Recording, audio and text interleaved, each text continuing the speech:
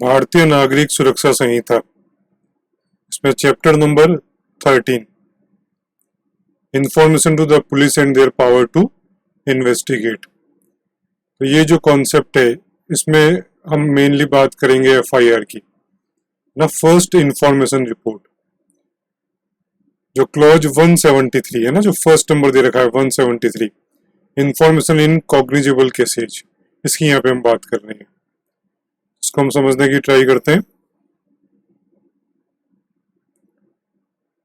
तो 173, clause 173, information in cognizable cases.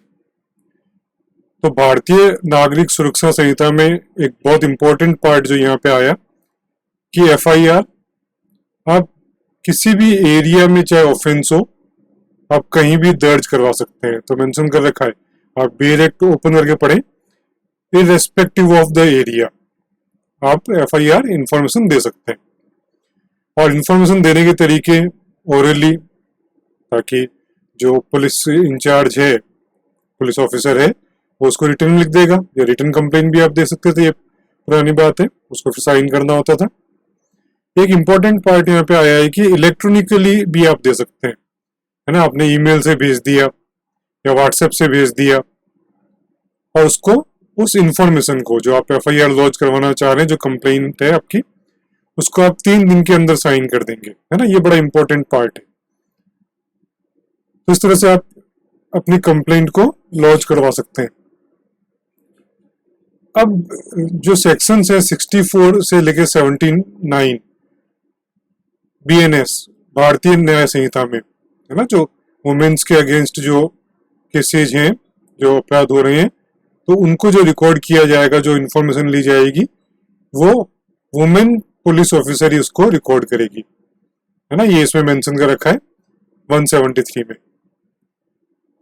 यदि कोई डिसेबल पर्सन है, चाहे वो परमानेंट डिसेबल हो, टेम्पररी हो, मेंटली, फिजिकली, कैसा भी हो, तो उसके रेजिडेंस पे जाके इंफॉर्मेशन ली जाएगी, है ना। एफआईआर दर्ज उसके रेजिडेंस पे जाके किया जाएगा, और उसको वीडियोग्राफ भी किया जाएगा, है ना। कैमरे का यूज करके या मोबाइल फोन का यूज करके उसको वीडियोग्राफ भी किया जाएगा। ये इंपॉर्टेंट प्रावधान यहाँ पे कर रखे हैं।